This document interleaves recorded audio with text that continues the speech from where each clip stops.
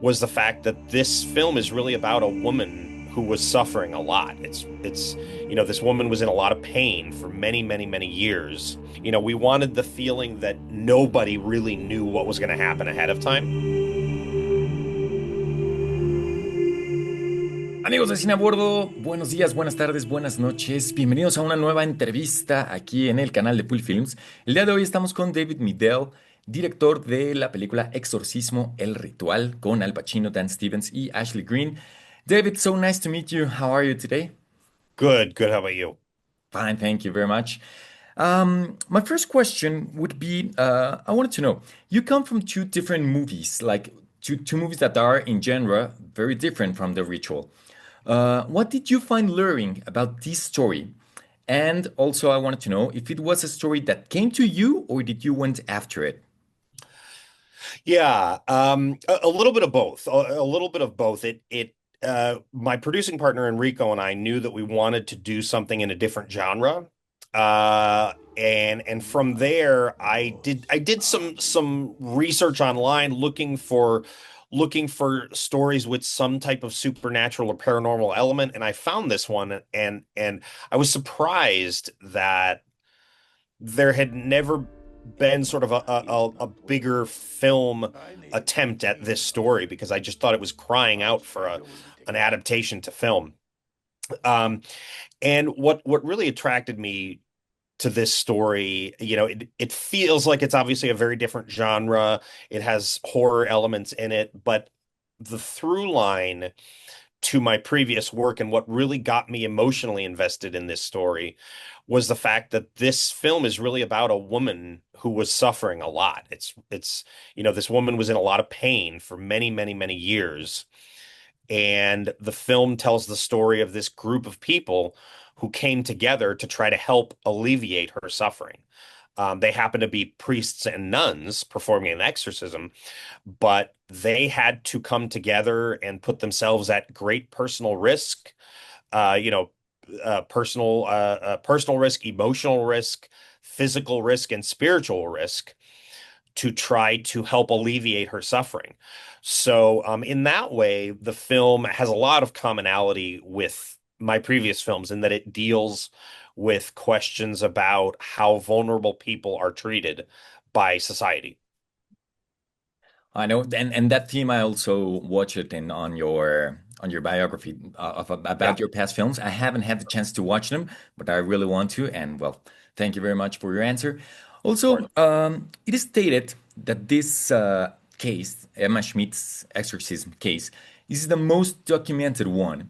And you took the creative decision of filming this movie as if it was a documentary with a lot of camera game, zoom in, zoom out.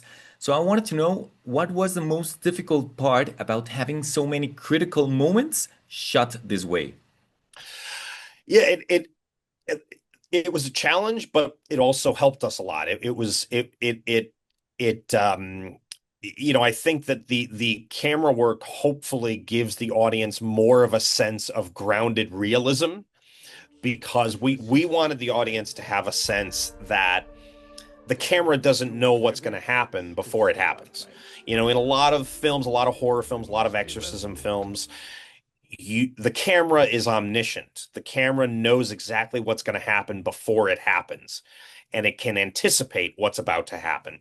We didn't want that feeling for this film. We wanted the feeling that no one knew what was going to happen, and everyone, including the cameras, were just trying to keep up with what was gonna be happening, reacting in real time to a noise that happens over their shoulder, or reacting to a flash of light that they see out of the corner of the lens. We wanted the feeling that nobody really knew what was going to happen ahead of time. And I think that hopefully helps the audience feel like they are watching something play out, in a realistic, grounded way, rather than in sort of a choreographed, predetermined way. Yeah, I really love that. I really do. And so you use several cameras, right? We shot the whole film with two cameras. Yeah, I've shot most of my films that way, Okay.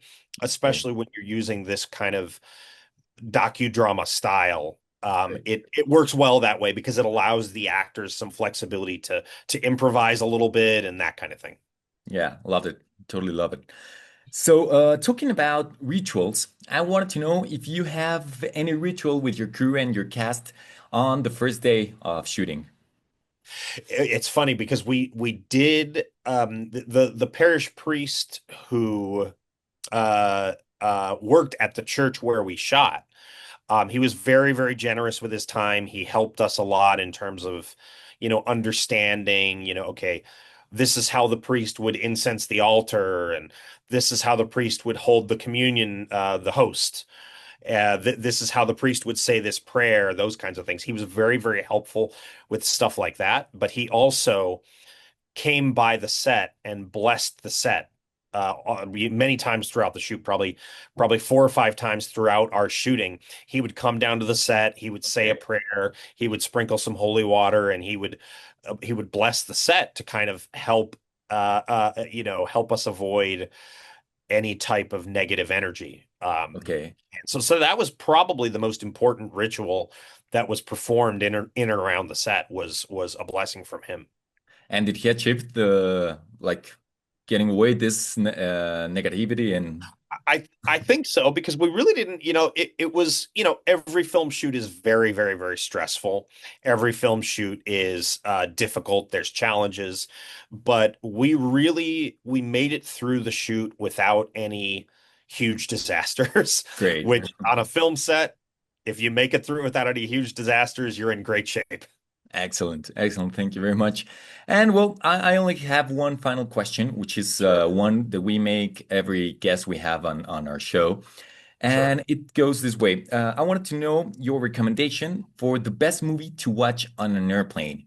And I want you to know the implications because it can't be a movie that maybe is too dark or too sexy because you don't know who's gonna be on your side. Right, Maybe it's a little kid, you know? right, And right. also maybe, I don't know, something not embarrassing so that people won't judge you like while you're watching that movie. Yeah, yeah, yeah. Oh, that's a really good question. Uh I mean, I would say the one that I watched recently that I actually really, really loved was It Ends With Us, which I know has gotten a lot of coverage about the conflict between various people involved, but the movie itself I thought was really, really phenomenal, and it deals with an important issue in a mature way, and it was a good movie for an airplane because it's light, and it's not the subject matter is not light, but the cinematography, it's not, you don't have to squint your eyes to see it. Of course. It's not a movie that I felt embarrassed to be watching or anything like that. So I watched the probably 2 or 3 months ago when I was on a flight. I watched that film and Great. really, really enjoyed it. Great. Thank you very much, David. And thank you for your time. Of course, nice meeting you. Nice meeting you. And his demons depart this woman, be the light ever.